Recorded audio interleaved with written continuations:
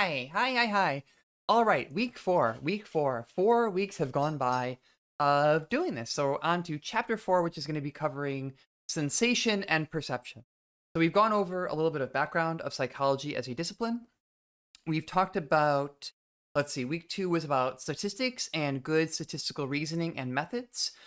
Last week in week 3, we talked about the biology of the brain. And now here is where we're going to have a lot of fun with it, though. We're going to go over the differences between sensation, that is the biological experiences that we encounter in our environment, and perception, i.e., how those biological encounters are transduced from a neuropotential signal, like we talked about with the brain, into our conscious experience, and where that actually is going to break down and weird stuff starts to happen. So I'm gonna mess with your brains a little bit for the next hour and a half or so, but all in all, it's all in good fun.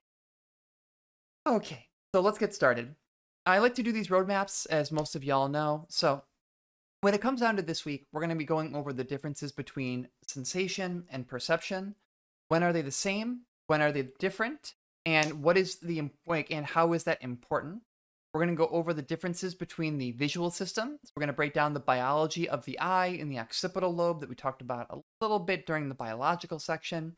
We're also going to be getting into the auditory system. We'll be talking about the cochlea and the inner ear and all the stuff with how those signals are transduced into the brain, as well as smell and taste, basically all of our 5 sentences, and how signals can get crossed in the brain, because it turns out that this is a very complicated process. And in fact, you probably in your daily lives experience all kinds of weird events as a consequence of the differences between sensation and perception. So we're going to explain how those things happen and also do some fun stuff. It's actually going to be a fun one for me, hopefully a fun one for you. All right. So what is sensation? Well, one half of the title of this course, but we're really talking about sensation as raw data gathering, and perception is our brain's interpretation of that raw data. So in a sense, everything that we perceive in the world is virtual, kind of like YouTubers. So what you are seeing right now when you look at me is an animated character that moves back and forth and talks to you and is sometimes very funny and sometimes very insightful when talking about psychology. However, I'm really an animated set of Photoshop layers being animated via motion capture on a person's computer. So what you are perceiving and the way that your brain is making sense of my motions and animations is a little bit different than the sensation or the raw experience or the raw data that is out there in the world. And it turns out that it is not possible for our brains to process and for us to perceive all of the information that we're getting all of the time. I mean, you think about it right now. So I'm sitting in my chair right now. I imagine you're probably sitting in a chair too. Every neuron in my skin is firing. I can hear things coming through my headphones. I can see, the different dials and gauges and levels and everything here. And yet I'm not always picking up on and processing all of them all the time. There's just not enough spoons in the world to be able to do that. And so what our brains do to compensate is they pick and choose based on a variety of different factors, like is something an immediate threat to me, something shifting in the environment, so on and so forth. And the rest is just kind of filled in, right? Kind of goofy. So I'm going to try something new here, and I'm sure something is going to break. But I'm going to show you a couple of examples of how that works, because our brains are very inventive at painting a picture with very little information. So let's go over to this other scene. Let's bring this one up. And there we go. Awesome. It was almost painless. So now, some of you might be familiar with the idea of a blind spot. We'll get into why these happen a little bit later when we talk about the structure of the eye. But for now, the important thing to remember is that each of your eyes has a spot where the optic nerve connects to the eyeball. And there are no photoreceptors there. There's no rods and there's no cones, which means that there is nowhere that your brain is getting that data because there's nowhere to receive it. And yet, we don't see that in our daily lives, right? Like you don't perceive a big ball in there, or big orb or ball or sphere, whatever you want to call it, in your field of vision that you're just not getting any data from. And what we can really attribute that to is the filling in phenomenon. So with illusions, like when it comes down to your blind spot, let's see, can I zoom in a little bit? Yep. Here we go. Here we go. There it is. If, for example, you close your left eye and fix your right eye on that cross, what you'll probably find, and if you want to stop the video, I think that's also totally cool, or I'll also keep a link to some of these illusions up in the video notes. If you focus on the cross, what you'll notice is that as you shift your vision around by moving back and forth, eventually this dot over here is going to disappear. And that's because you have shifted that dot into the exact spot of where the occipital nerve it connects to the eyeball, where there are no photoreceptors, which means that it will just disappear. But because we have two eyes, and because our brains converge the slightly different images from those two eyes into one sense of unified perception, we never really encounter this in our daily lives. Despite the fact that both of our eyes have blind spots, it doesn't really impair most people's functioning in their daily lives. And there's all kinds of other weird ways that stuff like this works. So for example, if you stare at one of these white circles and just focus on it in this optical illusion, so let's just say you fix your vision over here, you might notice that the dots around it in this periphery look like they're flashing. Weird, huh?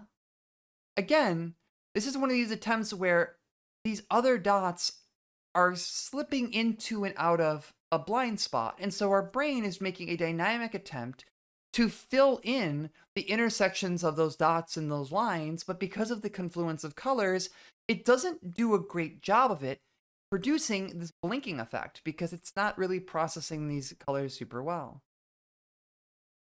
You've also probably noticed this in the importance of outlining, but when you outline certain bits, i.e. you highlight a contrast between different colors, usually by outlining something in black, the colors appear more vibrant and more defined.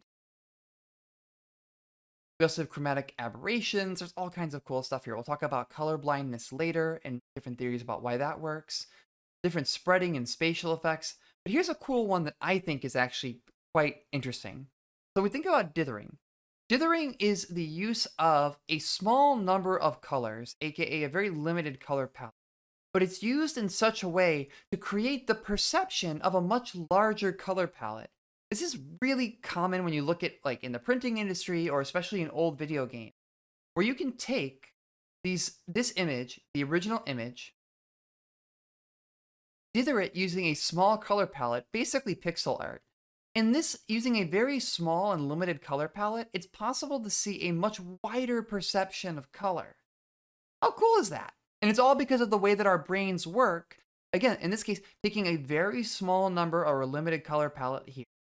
But as you zoom out, our brains fill in the gaps between those pixels and making it look like there is a much wider array of color at play here than there actually is. How cool is that? We'll talk about a lot of other stuff after images and all that later, but I wanted to just kind of kick off this one with a little bit of fun. Some neat little optical illusions that you can check out on your own or look at when you're done with this lecture, you know? All right, so now I'm going to be filling in, go on here, and revisit the dress. So there is a real dress out there, per se. There is an objective truth to this dress. There are certain wavelengths that are refracted or absorbed by the different colors of the dress, and yet this set the world on fire a couple of years ago because people perceive this picture very differently. We've gone back and I've talked about this a little bit in how I perceive this as blue and black, and I cannot see this any other way. And then some people see this as white and gold, and they are wrong. But this really gets to the core of what we're trying to talk about today. There is an objective truth if you want to think about the reflection and the absorption of wavelengths producing color.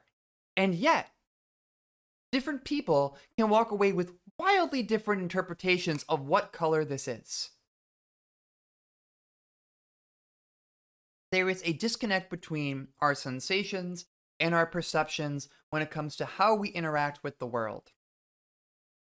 So, again, when it comes to sensation, now we're getting into this subjective experience. The same general set of principles are going to underlie all 5 of the senses. For example, transduction. The way that we get sensory information is that there is some kind of trigger in the environment that causes a neuron to fire, start kicking off, excuse me, burped a little bit there, very professional over here, that causes a transduction of neural activity. Let's say, for example, I touch a hot stove. There is a transduction of neural activity going from my finger, where I now have an ouchie, shooting up my arm, to my spine, to my brain, where that signal was converted from a electrical signal via a specialized cell into a perception in the environment, in that electrical impulse is converted into the experience of hot or pain. And all of that comes together in largely the same process, regardless of what sense we're talking about. And we have different sense receptors all around our bodies. So, for example, we have specialized cells for vision, hearing, touch, taste, so on and so forth. And over time, what we start to see, and this is where the process of filling in starts to kick off. Remember how I said that there's way too much information at any given moment for us to attend to all the time? Well, over time, we have our first exposure, which will lead to our highest activation, aka when our brain senses a change in our environment. And then over time, we habituate to that neural signal. So repetitive annoying sounds or white noise eventually are going to fade out from your perception. Not because they aren't there, but because your brain sort of gets used to them. They fade into the background of the environment, and when you only have so much effort and so much neural energy that you can spend at any given time to attend to your environment, it makes more sense to attend to things that are changing rather than things that change the same. So let's get into the history of psychophysics. This is a good segue here. So Gustav Fechner. Yep, that's actually a good observation from Brent here. So it's like when people don't notice that they smell bad, it's probably because they just get used to it. They habituate to their own odor. Why people don't tend to smell themselves. You just get used to it. So the history of psychophysics can help explain this. And basically, how do we perceive sensory stimuli in the most basic form? Well, at first, there is something called an absolute threshold. So that is the lowest level of stimulus that a person can detect at least half of the time. So a feather landing on your skin. On a dark night without a lot of noise pollution, a single candle about 30 miles away, or about 50 molecules of odorant in the air. These are typically taken as sort of the bare minimum of a new sensation that a person is able to perceive accurately. And so this is what it takes to just get in the door. How much does something have to trigger or a neural induction in order to just show up in our perception? And then once it's in the door, we get into the just noticeable difference value, which tends to follow Weber's law. That is to say, what is the smallest amount of change in a stimulus that a person can detect? And the stronger a stimulus is, the larger the just noticeable difference is going to be. So let's take an example here. You're staring at a light bulb. And gradually, and maybe that bulb is very dim at first, and it doesn't take a lot of energy for you to be able to figure out that someone has changed the brightness of that bulb as they increase it. But as it gets brighter, there has to be a greater proportional increase in brightness in order for you to notice that something has changed. Remember, this all follows the same principle of our brains trying to attend to only things as they change.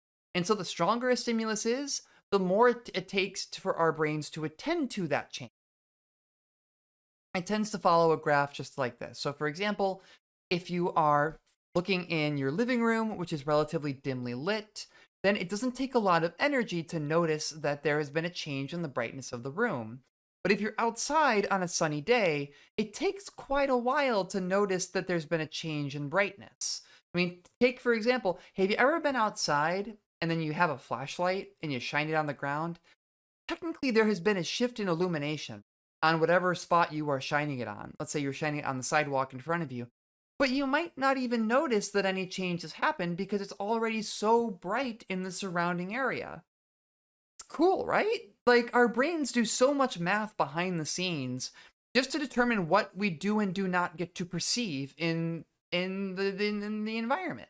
Or yeah, if you leave the bedroom light on all day, you might not even notice until evening because the increase in brightness from the sun coming in through the window doesn't hit this just noticeable difference relative to the maybe fluorescent light or whatever light you have already on.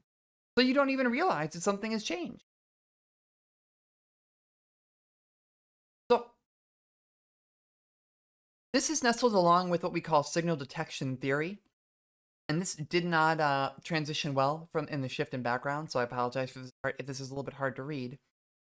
So generally, what our brains are trying to do is detect signals amongst a background of noise and trying to use a different set of rules and laws in order to determine what is a signal, what is noise, and what is the difference between them. How are things changing? When is it important to attend to a change in the environment? And based on those rules, we're able to navigate our environment. So when researchers are looking at these kinds of questions, particularly around stuff like just noticeable differences and absolute thresholds, they tend to fall into using a paradigm where they either will show a stimulus or not, or remove a stimulus, and try to gauge whether or not our participants are able to accurately determine whether or not the stimulus is there or has changed.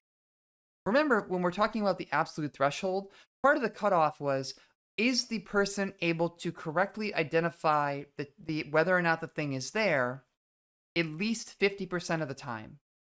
And so this follows the same rule. You ask people, hey, is it there? Is it not? And see how low or how minute you can make that stimulus before it stops working.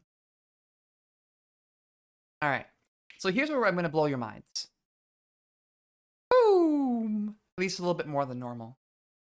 Turns out, even though we have 5 different senses, they talk to each other. What you hear is going to influence what you see and vice versa.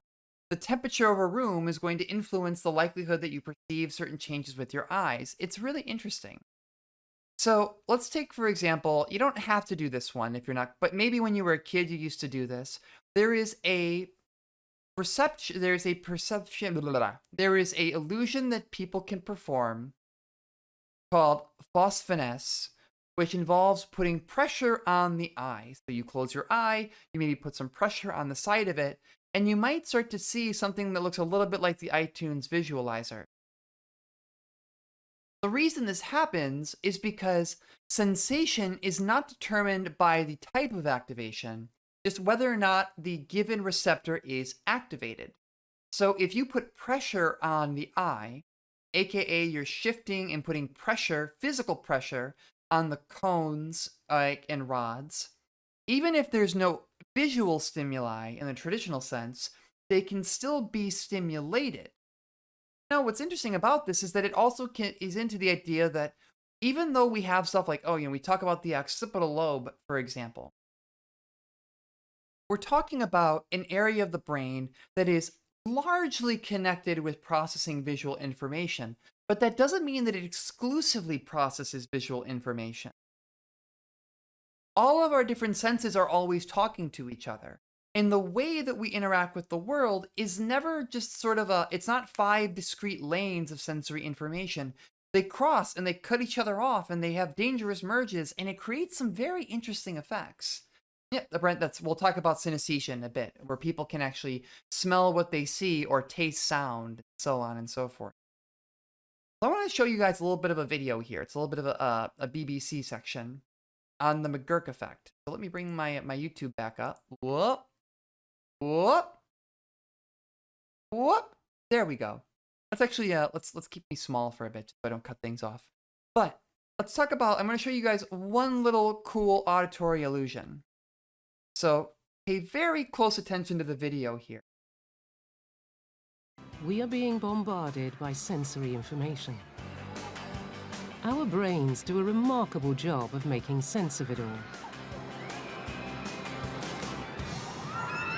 It seems easy enough to separate the sounds we hear from the sights we see.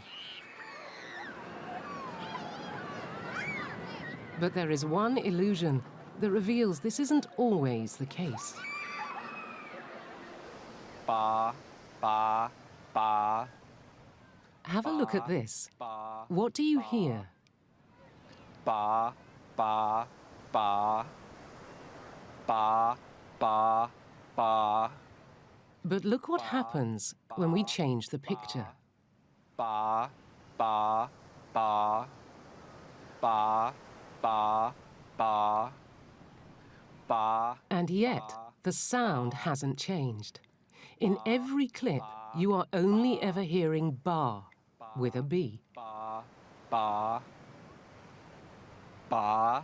It's an illusion known as the McGurk effect. Ba. Take another look. I love the talking heads. Concentrate first on the right of the screen. Ba. Now to the left of the screen. Ba. The illusion occurs because what you are seeing clashes with what you are hearing. In the illusion, what we see overrides what we hear. So the mouth movements we see as we look at a face can actually influence what we believe we're hearing. If we close our eyes, we actually hear the sound as it is. If we open our eyes, we actually see how the mouth movements can influence what we're hearing. Ba, ba, ba. It's a bizarre effect. Remember, the only sound you're hearing is ba with a B. Ba, ba, ba, ba, ba. What's remarkable about this illusion is even knowing how it's done doesn't seem to make a difference. Ba.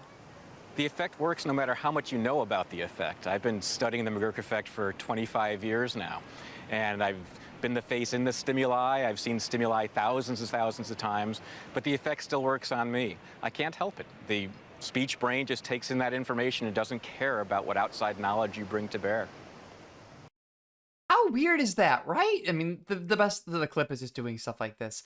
It gets even weirder because if you try to split your attention between the two faces here, so you hear ba or fa, right? With a B as in boy or F as in female, you start hearing ga, as in like with a G as in goat.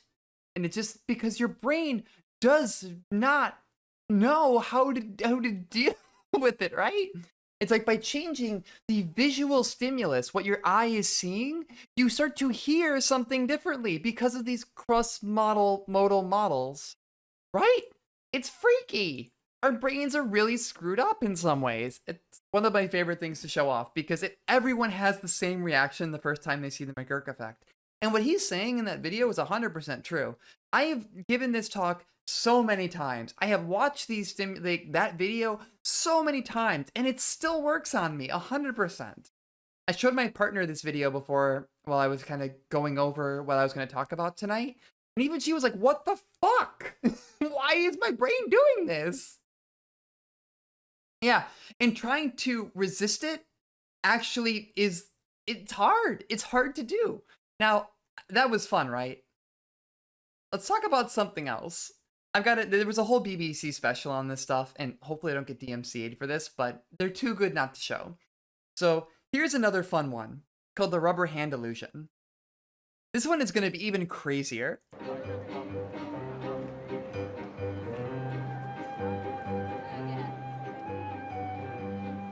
Hi. Hi. I'm Larry. Hi, Edie. Very nice to meet you, Edie. We're going to do a little demonstration here called the rubber hand illusion. It's going to be a little scary. This illusion may look like fairground fun, but it reveals one of the most important new ideas in brain science. Thank you. Right there. Good. And can you put this hand down right over here and just curl it up like the rubber hand's curled up a little bit. All right. Now, what I'm going to do is try to position the rubber hand so it looks like it's your own. Okay. Okay, could you imagine that being your own hand, kinda? Yeah. What we're going to This is do basically is we're VTubing. going to stroke your fingers simultaneously, the rubber finger and your real finger, and hopefully this will convince you that the rubber hand is your own, that your brain will actually adopt this hand. In the illusion, simply watching the rubber hand being stroked at the same time as the real happening again? hand is enough Little to bit. trick the brain into adopting it as its own. We like weird. This guy's like the most psychologist of psychologists. And slowly but surely, you should feel that the hand you're looking at is actually part of your body. Feels like you're touching my hand with that one. Right, so it feels like this is your hand that I'm Yes. touching, right? Yes.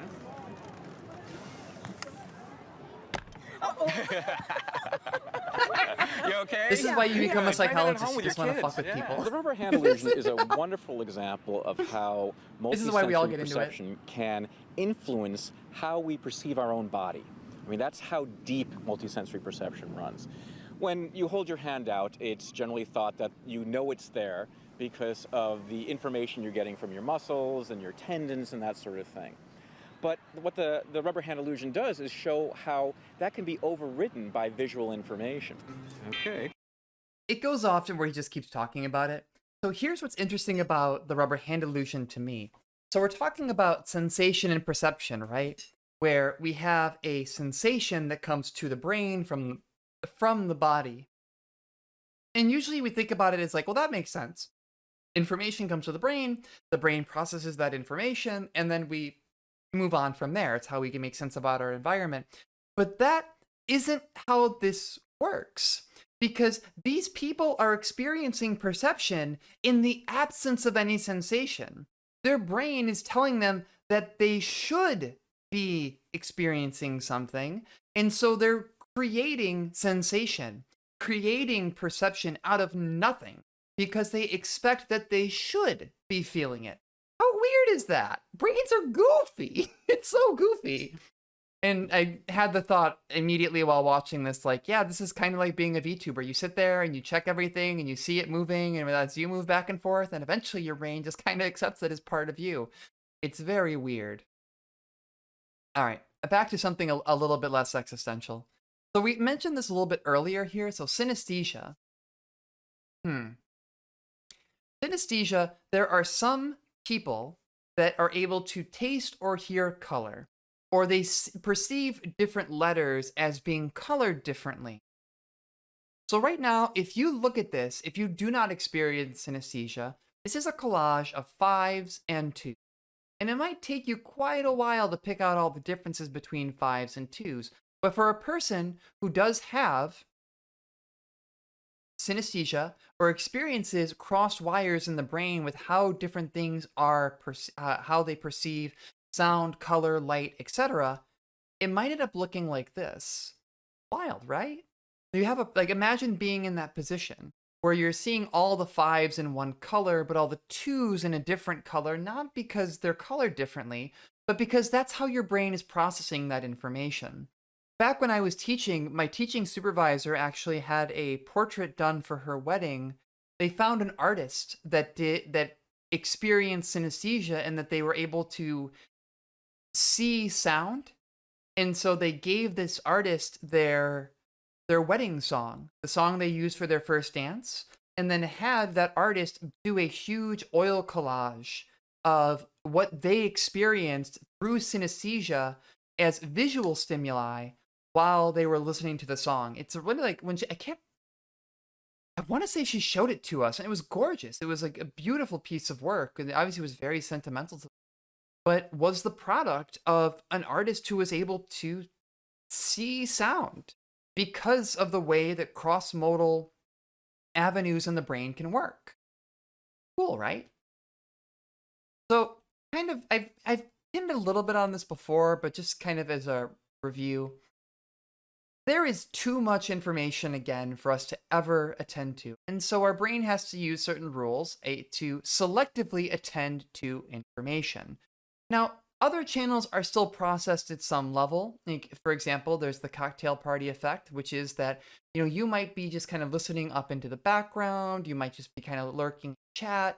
And then let's say, for example, the streamer calls out your name and you're like, oh shit, you weren't paying attention to it, but your brain was still processing that information at some level. And so when something notable happens in the environment, you quickly can shift over and attend to it. But that doesn't always work, and that sometimes we actually fail to detect obvious changes in stimulus that are happening in plain sight. I've showed you all the gorilla video before in this lecture series. But the classic example is you give people a task and have them watch a video. Usually it's you have people in white shirts and black shirts, and you say, I want you to tell me at the end of this session how many times a person in a white shirt passed the ball to a person in a white shirt. And then the people start moving in circles and passing back and forth. Have I not shown the gorilla video? Maybe I've shown it in a different series. In that case, let's show you all the gorilla video. It might have been for a different one, but you know what? Change blindness gorilla basketball. Here we go. Uploaded 11 years ago. The players wearing white pass the basketball. I've already given it away, so this will be a short demonstration.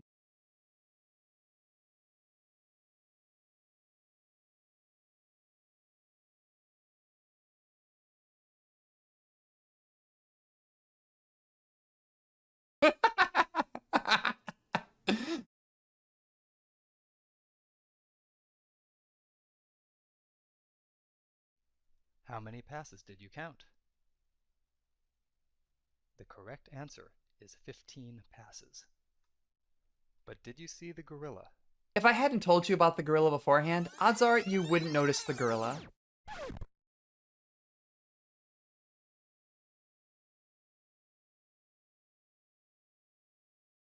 By and large, people don't see the gorilla there. It's wild, right? You think about, oh god, 1999, that's been a while. And is copyrighted. You think about it, and it kind of makes sense though, because of inattention blindness, where you are asking people, please do this counting task. It gives people information, a task, something that is intentionally exhaustive to do.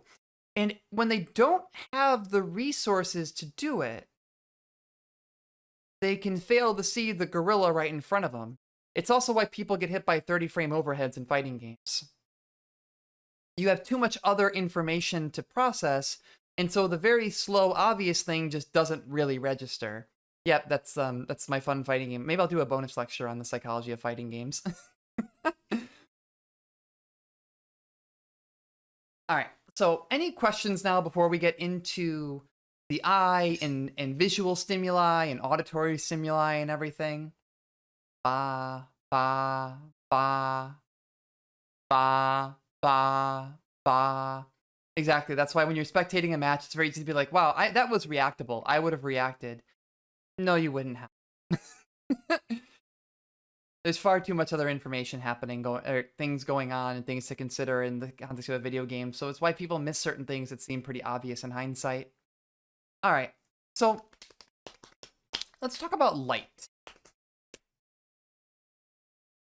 Yeah, unfortunately, the McGurk effect does not work when it comes to VTubers. My mouth always looks the same. But I can try. Yeah, I would simply win the fighting game. Isn't that true? All right. Let's talk about light. All right. Light. So we only perceive a small portion of the visible spectrum, or of the electromagnetic spectrum, with our eyes. Different animals like the mantis shrimp are able to perceive a far greater range of wavelengths.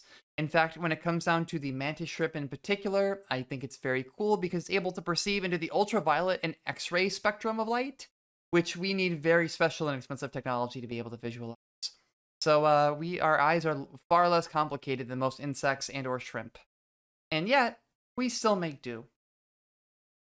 So how do we deal with light then? Even when working within this very narrow band of the broader spectrum of wavelengths that we can see, there's a lot of diversity there in terms of how we perceive both color and brightness. Generally, the way we see color is based on what is absorbed and reflected, where white things tend to reflect all wavelengths and black things tend to absorb all wavelengths. See. However, there are exceptions to that, like with the dress. You know, some people see it as blue and black, some people still see it as white and gold. And so there's also an element of perception that goes along with the way that things either absorb or reflect light wavelengths. So all this really happens in the eye, in the occipital lobe. So talking about the actual eye itself, you have the sclera, with the white portion of the eye. You have the iris, which is the colored portion of the eye. And you have the pupil, which is the sort of the point where things are going to contract. I'm going to use a demonstration here. Whoa, let's move that over. Whoa. If you zoom in very far on my own eye, I might, whoa, you can see I have a sclera. I have my iris, which has a little heart in it that most people never notice because I'm zoomed out too far, and my pupil, where if I had a real functional eyeball, light would enter and it would either constrict or dilate depending on whether or not I'm excited or any number of different factors. How cool is that, right? I'm glad you all think it's cute. I didn't actually know that the heart was there for a long time. It wasn't until the first time I pulled a joke where I tried to zoom in really far and I was like, oh, I didn't realize that my artist put that there. So generally, the pupil is going to expand or contract based, usually, like the classic example is when we have a lot of light hitting the eye, like if someone shines a flashlight in your eye, your pupil is going to constrict to reduce, or it's going to constrict to reduce the amount of light that's hitting the optical nerve. However, there are a number of psychological reasons that there can be changes in the size of our pupils as well. Sometimes if someone is in complex thought, if there is adrenaline coursing through the body. In the case of intense physical attraction, aka when people are being sent to horny jail, their pupils might also dilate, it might constrict or dilate in order to show different physiological responses like attraction to another person. So this is just another fun little example that's far less charming than me. They look at this person. They don't even have a heart. There's not even a heart in their iris. What are they even doing? Get your shit together. So this is a fun example. If you go between number 1 and number 2, generally people are going to say that number 2 is probably more attractive. And it has to do with, even though they're the same picture, it has to do with the size of the pupil. There are sections of our brain that actually perceive and process facial information, including pupil dilation, as a sign of familiarity, attraction, and so on and so forth. You've probably heard it said before that the big eye look that people see in like Pixar films and different animation styles are keying in on this part of the brain. We tend to respond differently to bigger eyes. We see them as more familial, we see them as more friendly and more inviting, and so on and so forth. It's just a weird way that our social brains have interacted with the way that we process information. Now, when it gets to the actual interior of the eye, there's a number of things we need to talk about, but it's not going to be on the test because there are no tests in this class. So in general, when we're thinking about transduction and how we're able to process information, there is the cornea, which is the transparent cover that is used like a magnifying glass to focus light toward the back of the eye. For people that might have astigmatism, wearing glasses is a way of actually approximating or correcting the function of the cornea so that light is focused correctly toward the back of the eye. Behind the cornea is the lens, which is going to also work to bend and focus light. And the retina, which is going to consist of this whole interior that is going to consist of rods and cones depending on where you are looking. So you've got this basically a movie screen inside each of your eyes. Your cornea and your lens, if you wear glasses or contacts, also glasses and contacts, are going to focus and bend light, directing it toward the retina, where the sensory cells, the rods and the cones are. That is going to cause sensory information that's going to cause an electrical signal, a transduction, that is going to travel along the optic nerve into your brain zone where it is processed as an image. It's an extraordinary process that happens all the time. Even right now, as you're looking at me, all these same processes are happening. And we don't have to think about them because our brains take care of the lion's share of the work when it comes to perception. So rods and cones, basically we perceive rods are used for perceiving basic shapes and forms. They tend to be specialized for low levels of light. So we're very good in the dark of maybe making out very basic shapes or perceiving motion in the dark, but we're not very good at perceiving color. And that's because color or cone, like the cones in our cells in our eyes, are used for perceiving color and finer detail. Because rods are specialized for low levels of light, again, as there's less light, you're going to perceive more basic shapes. Maybe things get a little bit more blurry, but you're also going to be able to still perceive things moving in the dark. If you've ever gone camping, you can probably see things moving out in the distance, even if you can't necessarily make out what they are, because the cones that tend to work better and are more active at higher levels of brightness are really what are used to determine the detail or the finer details of whatever we're looking at. So what does this look like when you connect it to the everything in connection, like and all together? So, like I said, we got the eye, we've got the optic nerve. Signals follow along the optic nerve back to the primary visual cortex in the occipital lobe. But we also have a secondary visual cortex that works in a slightly different manner. And this is where some of our cross-pollination can occur. Remember like how I said that, we think about it as sort of, the brain is sometimes thought of as being, it's like a collection of parts. But it's far greater than the sum of those parts, because it's not really so much that you can ever really pinpoint one spot and say that that's what that does. Because it turns out that we don't even have one primary visual cortex. We don't even have one secondary visual cortex. We have two secondary visual cortexes that are also looking to process different forms of visual information and are talking to different sections of the brain.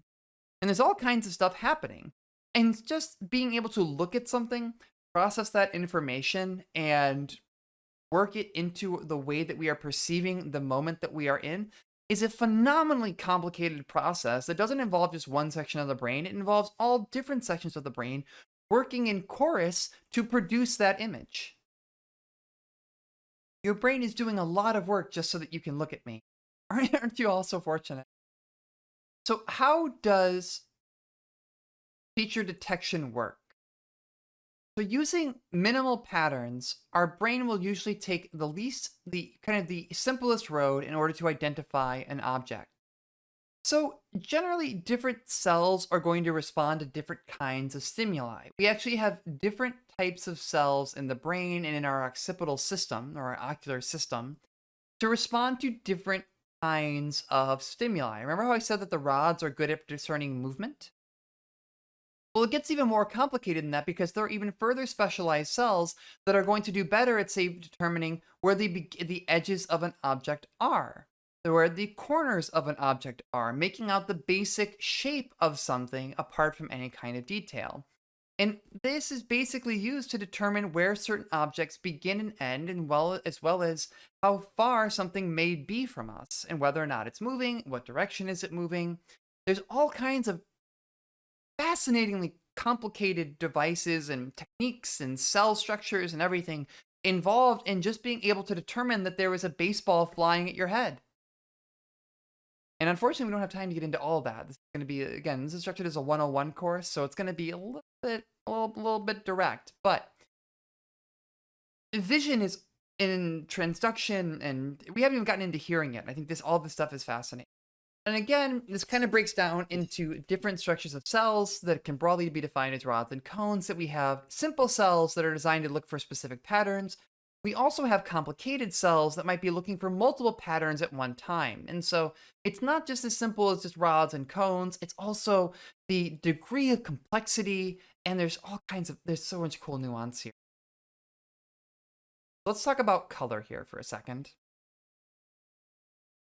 There are a couple prominent theories of how people make sense of color. It's a very fascinating question, right? We don't really think about it very much.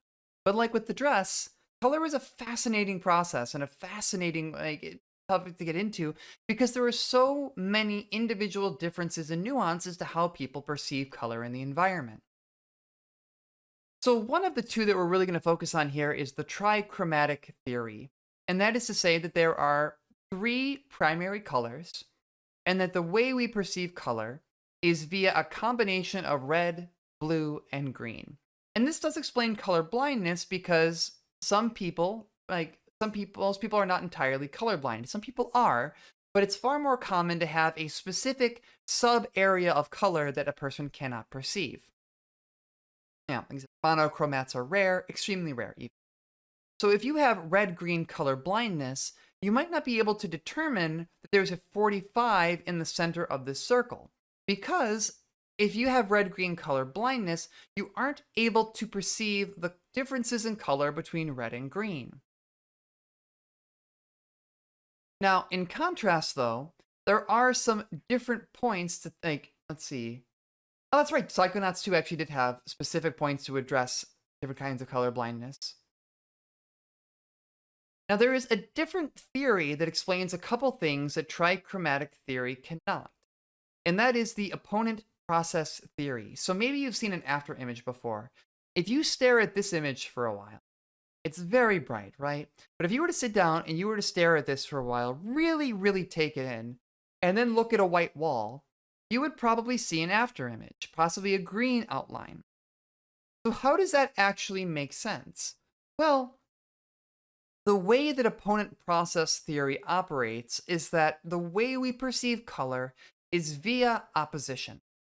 When you stare at that bright red background, the neural cells that you have in the occipital cells in your eye that perceive the color red are activated, and they are inhibiting your ability to perceive the color green. So when you take that color away, the cells that have been deactivated go back to their baseline, causing you to perceive that green afterimage. So if you think about it this way, let's say everything's at a baseline of 5, and then you look at the red image, it goes up to a 10, and the green goes up to a 0. Now when you stop looking at it though, the red drops back down to a 5, but the green is increasing from 0 to 5, causing you to perceive that afterimage. Because the cells that had previously been inhibited are now being, by comparison, activated by returning back to their baseline. Yep, that's exactly it. So it's like it's causing those neurons to fire in a way that's making you perceive something that is no longer there. Now here's another fun one. So blindness. There are, we've talked a little bit about sense and perception and neuroplasticity.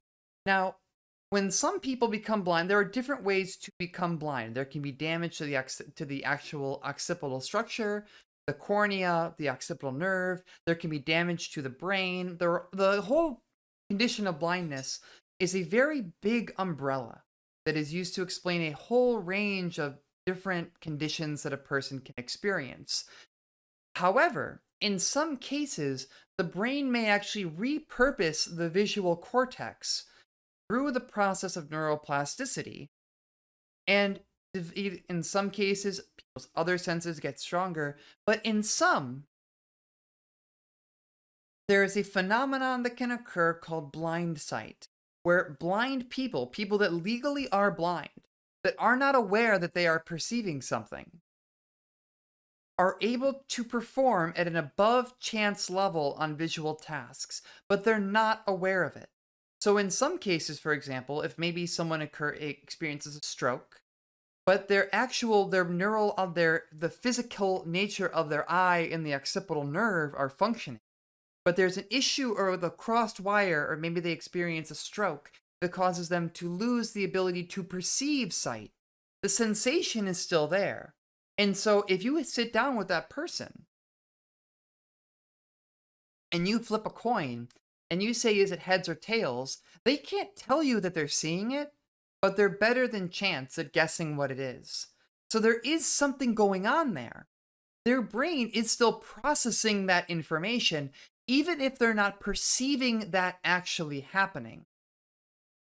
In other cases, for example, like Brent just brought up, there might be cases where a person who experiences blind sight might stop at a crosswalk, even though there is no actual auditory sign that they've come up to one. They probably can't tell you that they're there. They don't perceive themselves as having come up to the crosswalk, and yet they are still responding as if they do get that information. Yeah, and they can't explain why, because it's not part of their conscious perception. Wild, huh? Brains are so weird. Brains are so fascinatingly weird. Like, I don't know about you all, but like when I heard this stuff like blind sight, when I first read about that in a Psych 101 textbook, it completely changed the way I think about everything. Like, about sensation and perception and what is real and all that. It's really wild stuff. It sounds like a comic book thing. All right, let's get into hearing. So hearing, kind of like when we're talking about rods and cones and motion and color and all of that. When we're talking about hearing, we're generally talking about sound and as an actual sensation and also the experience of hearing. So when we think about sound, it's the product of mechanical vibrations that follow along certain wavelengths, and we can experience that via different pitches, we can experience different amounts of loudness. And all this comes down into the ear. This is what it looks like when you really break it down. Basically, we have our ear, a structure of cartilage on the side of our heads. It is designed to focus sound down through the ear canal, where it hits the eardrum, which will then vibrate in response to different sound waves. And then the eardrum is going to reverberate those sensations through the semicircular canal, which is a fluid-filled structure that does play a role in balance. So it takes those sound waves. Those are going to go through the semicircular canal, which is, again, this fluid-filled structure. It's going to carry that information to the cochlea, which is this cool little shell, almost like a snail-looking thing over here, which is then going to transduce those vibrations into neural activity. Kind of like the eye, it's a very complicated structure. The eardrum responds to percussive force coming from sound waves that is then amplified via the semicircular canal and then transduced into an electric potential in the inner ear in the cochlea. So how do we explain our perceptions of different pitches? There are a couple of different ways to think about this. One is place theory, and that is to say that maybe there are different parts of the basilar membrane and the primary auditory cortex that respond to different tones. And that is to say that depending on the frequency of vibration, we perceive those stimuli differently. Different parts of the brain are going to process different signals, and that's going to produce neural activity in different sections of the primary auditory cortex and the basilar membrane, and that's going to be how we can explain the perception of different sounds. There is also the frequency theory that works for low and middle tones that it focuses not so much on a different area of the brain being activated, but that our perception of pitch is actually fueled by the number of neurons and the rate of their firing in response to the frequency of the sound. So a very high frequency sound might be responded to or perceived in different parts of the brain, but for more low and mid tones, we experience that in the brain via differences in the rate of neural firing in response or in proportion to the frequency of the sound. So that's hearing. Moving into smell and taste, we tend to have our olfaction cells and our gustation cells, smell and taste respectively, working hand in hand. Odors are born from airborne chemicals or factors that interact with the sense receptors in the nasal passage, and that can also influence what we are tasting. These are very, very tightly connected processes that tend to have a lot of connection in the brain as well. And even though we do have different taste buds for stuff like sweet smell, or for sweet flavors, salty flavor, sour flavor, bitter flavor, and umami, the idea of a taste map where it's like bitter in the back and then it's like sour, salty, sweet toward the front doesn't really exist. The different taste buds across our tongue are just proliferated around, and so it's not like there's one dedicated spot where we taste bitters, like where we taste things as bitter, salty, sweet, etc. It's a fun and convenient thing to throw at kids to get the idea of there being different cells. But yeah, that's a good point, Raina. So the connection between smell and taste is part of the reason why when you're sick or you have allergies or you're congested, things tend to taste very different. It's also probably part of one of the reasons that even in stuff like when you have the flu, for example, you might notice that you might lose your sense of taste for a while because you're very congested or have an infection of your sinuses. We have other senses as well. I mean, it's more than just those five, but those are the big five. Those are considered to be the big five: sight, hearing, smell, touch, and taste.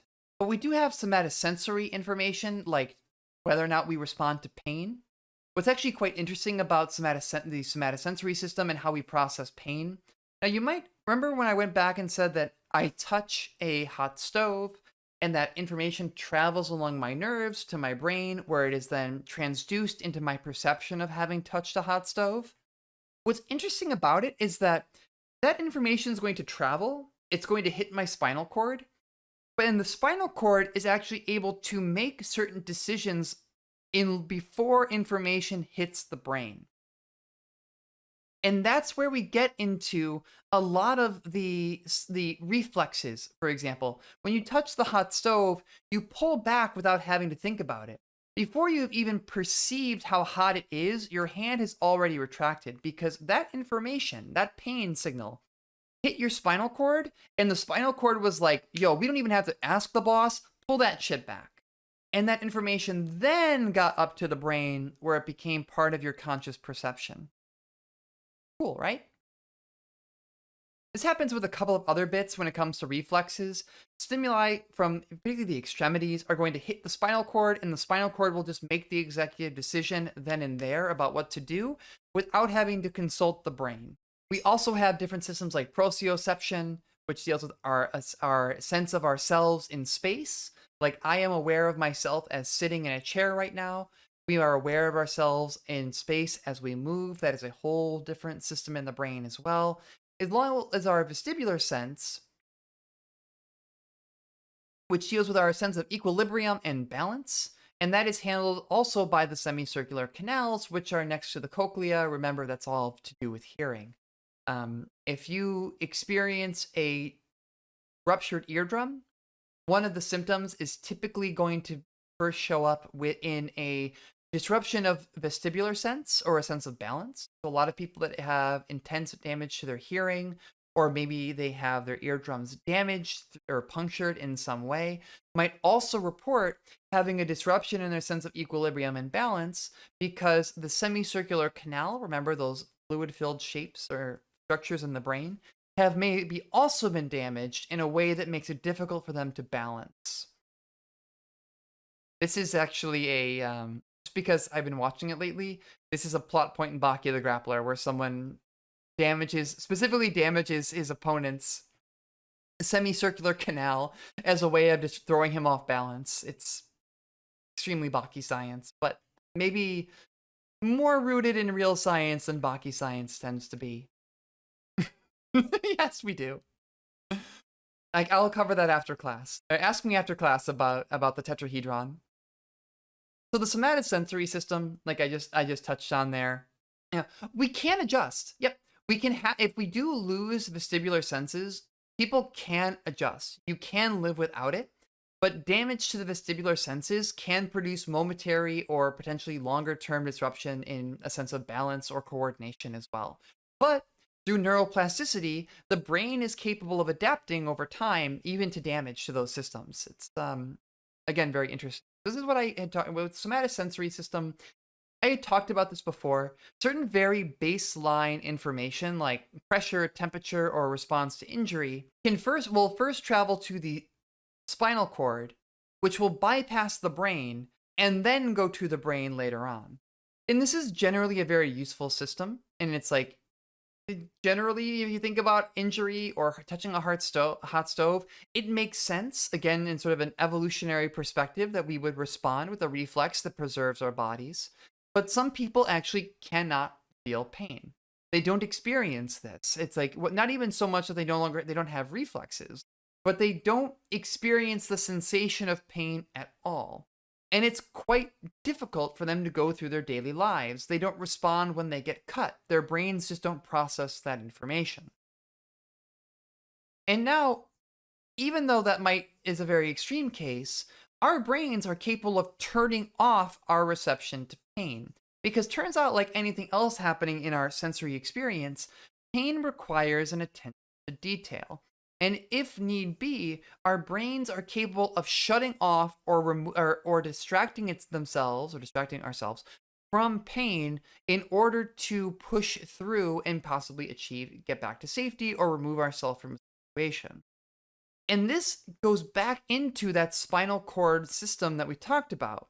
Because in the gate control model of how pain works, in extreme cases, the spinal cord is not only able to sort of make executive decisions about removing ourselves from painful or dangerous situations, it can also block off the sensation of pain, preventing it from reaching the brain. And so we just don't perceive it at all. Yep. And this is true of boxers and martial artists. It's like in some cases there is research around in sports psych around what people call a flow state, or getting into the zone, where people are able to become so focused on what they're doing that they might not actually perceive injury or are able to play through injury because they are so attentive to whatever their goal is at the time. So let's all put this together.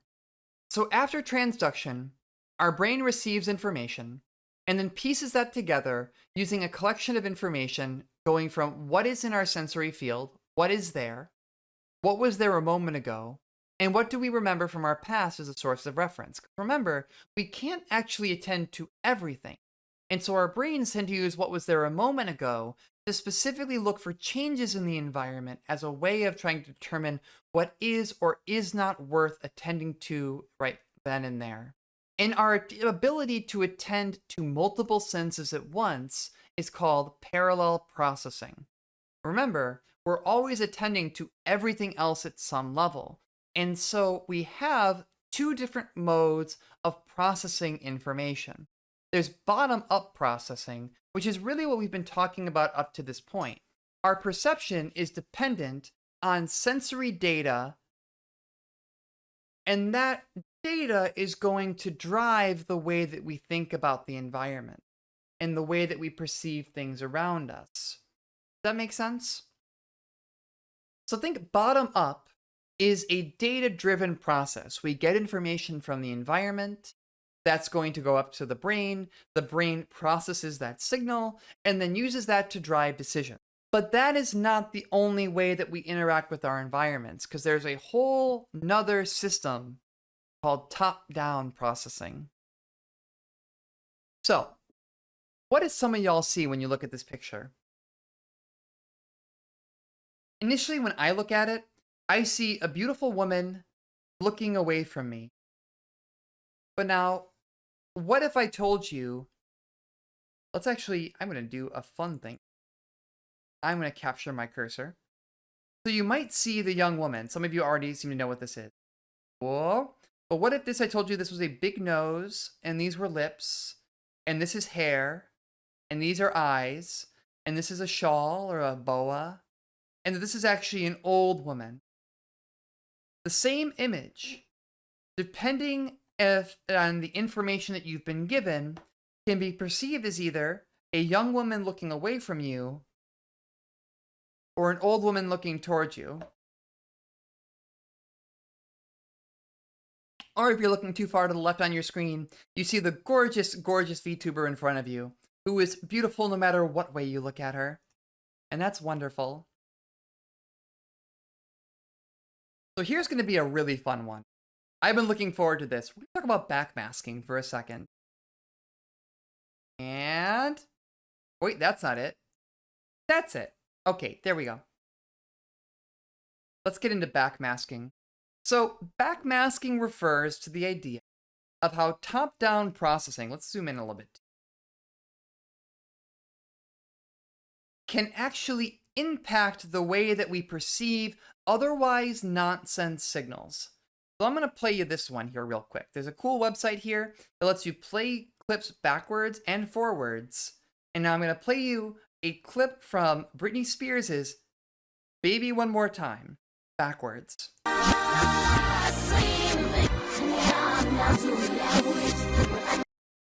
Doesn't sound like much, right? But now I'm going to give you a message. Sleep with me, I'm not too young.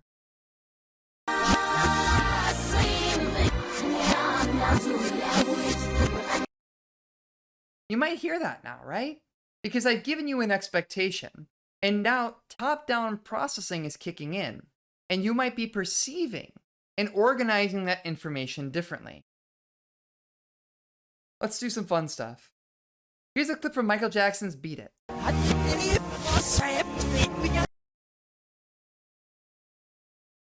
I believe it was Satan in me. You hear it, right? How about Hotel California?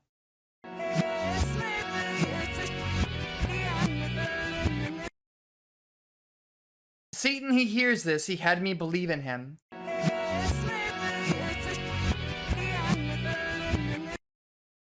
Goofy, right? Or the Pokemon rap.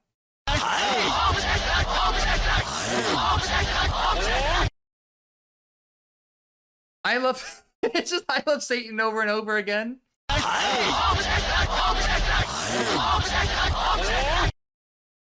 It does sound kind of sick though. This is definitely something that would be worth sampling. Yeah.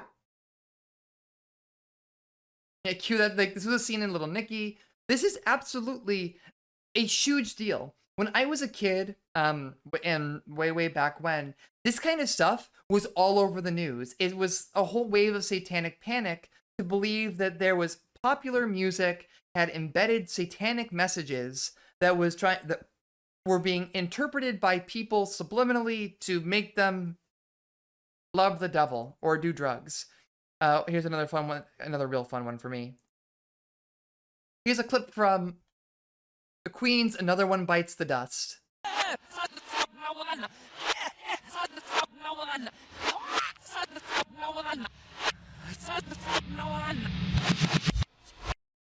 It's fun to smoke marijuana. It's fun to smoke marijuana. It's fun to smoke marijuana. It's fun to smoke marijuana.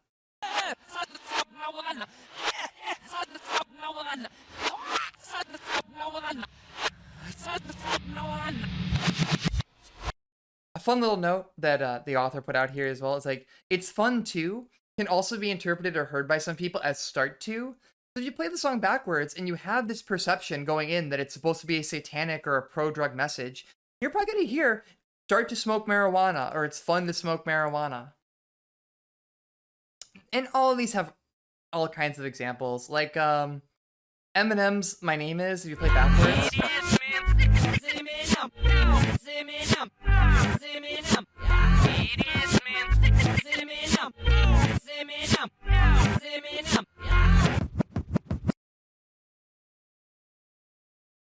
My name is, if you play it backwards, sometimes you can sit down and you can convince yourself that he's saying, it's Slim, it's Eminem, it's Slim, it's Eminem. Cool bit, huh? So how do we explain that? Well, through the process of backmasking, where the expectations influence the way that our brains categorize and interpret the signals that are coming in from our sensory perceptors. This is the part where I show you all a bunch of illusions too. So look at square A over here and square B. They look different, right? Fucking wrong. You fool! You absolute fools! They were the same. They're the exact same color. But all these different cues in this picture make it seem like they shouldn't be. Because you've got shading, you've got relative height, you've got distance. By the way that we process information holistically in a natural environment would make us think that those should be very different. And all the different cues in that picture are going to fuck with your brain and make you think that the A is darker than the B, right? Wrong. Same. So perception is a really weird way to think about things. It's a very strange concept to think about. We perceive different stimuli as the same thing. This door, regardless of whether or not it's closed, partially opened, or fully opened, is completely different in terms of its perceptual footprint in our brains. Its color, its shading, its relative distance. By all means, we should not perceive this as the same thing. But our knowledge of that door as being a constant shape, that we're just seeing it from different perspectives, allows us to see it as more than just the size, shape, and color as it's entering the eye. We're able to perceive different stimuli as the same thing because we have the power to influence the way that we perceive the stimuli coming into our brains. we don't just perceive things in a truly bottom-up way. We are holistic perceivers and holistically perceiving organisms. When we see different arrangements of items, like for example, these 3 boxes here, we don't perceive them as different, just a set of dots. We perceive them as 3 different groups.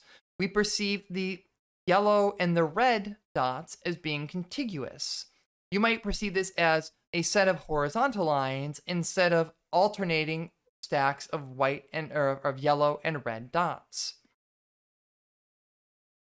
We perceive the cross as not as a combination of shapes and not as this individual shape here, and so on or so forth.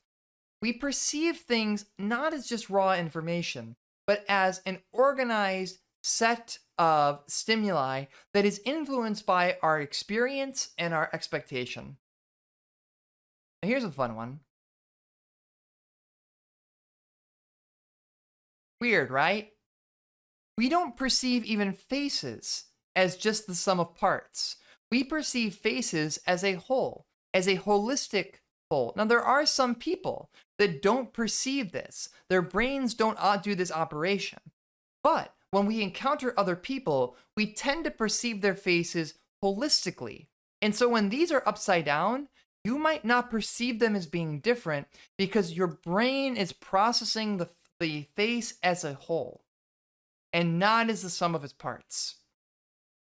Now, there is some research, though, that when it comes to how we perceive our own faces, we do tend to perceive it as more so a sum of parts, which is why some trans people, like myself, can experience facial dysphoria, even if other people might perceive us as being our preferred gender. Because when I look at my own face, I don't perceive it as a whole. I perceive it as a sum of parts. And so I see my chin is my chin, my brow is my brow, my nose is my nose, instead of looking at those and saying, oh, that's my face. The fun and kind of shitty part of how our brains work as well. So this is going to get into as well how we work. Let me adjust in my chair there for a second there. So it's how we also work in terms of perceiving depth. This is a 2D image. And there are a set of monocular cues, that is, cues that are going to work if you're just looking at it with one eye. Kind of like I sort of only have one eye. It's a running joke, you know, haha, haha. But stuff like relative size, texture gradients, interposition of different objects are monocular cues that are going to give us a sense of depth. But there are also binocular cues that require both eyes. Now, remember, think way back to about an hour ago when we talked about the perception of the brain is out of gas. When we talked about the blind spot illusion, remember how our brains are filling in and how we make sense usually of our environment by looking at 2 slightly different images coming from both of our eyes and then our brain combining those into one image? Binocular disparity, that is, the extent to which there is discrepancy between those 2 images, is one way that we also perceive depth.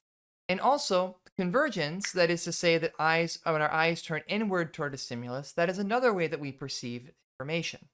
So if you take your finger and you move it closer and closer and closer to your face, there's going to be less discrepancy between the 2 images that are coming into your brain. And as a consequence, your brain will process that lack of disparity as the object being close to you.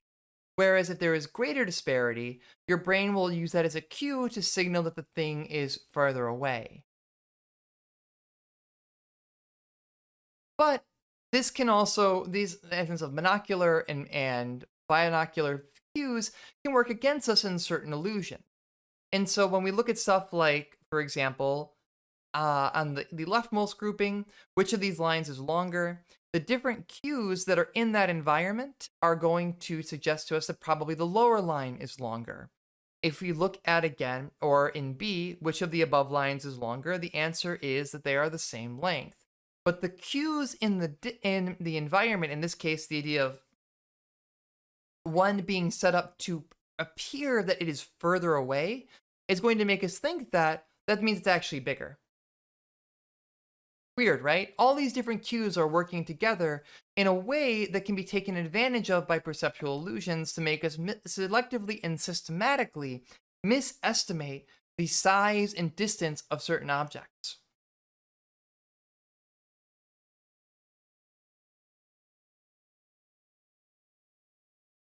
Now, let's get into, I want to debunk one piece here, because when we're talking about sensation and perception, it's hard not to talk about subliminal perception.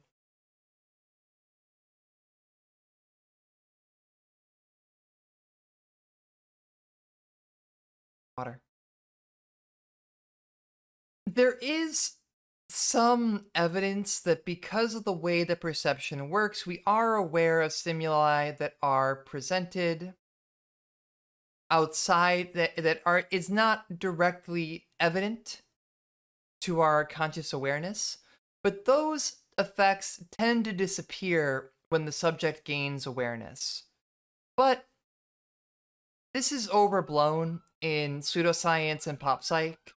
There's a very small amount of information that maybe small suggestions and small nudges that are presented subliminally might work. But when people are aware of it, it tends not to really, the effect tends to go away.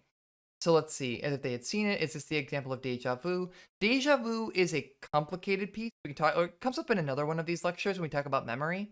But one of the more dominant theories of why Deja Vu occurs is that we encode the same thing twice, so that we experience something happening, but for whatever reason, the memory is logged twice in the brain. So when that second one is recorded and filed away into long-term memory, we get the uncanny feeling that it's happened before, even though it hasn't. We've just misremembered the situation.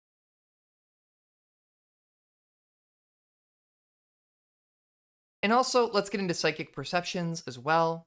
So when it comes down to, predictions of the future and extrasensory perception, it tends to work out that specific predictions do not come true, and that psychics tend to use different methods like multiple endpoints and cold reading techniques to make it seem like things are more accurate than they actually are.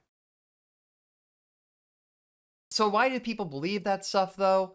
Well, it tends to be that there's a lot of illusionary correlations going on, and people tend to underestimate chance coincidences. And so by using framing effects and different tricks that play with top-down perception, psychics and charlatans are able to convince us of things that are not true by playing with our perceptions of the world around us.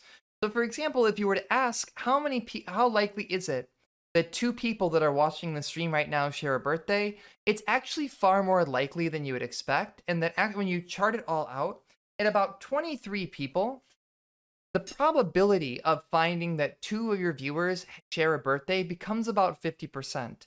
And at about 40 people, the chance raises up to about 90% that at least two people in that group share a birthday. It's very strange, but cool, fun stuff. I know, it's basically magic, right? All right. I believe, yep, that was my last slide.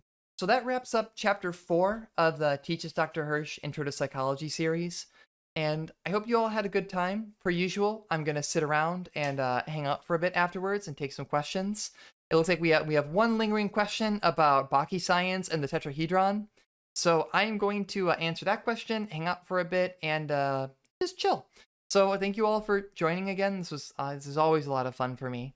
And I hope that you all have a wonderful evening. So I'm going to go head over to my cool little chatting screen, and hopefully I'll see you there. Bye!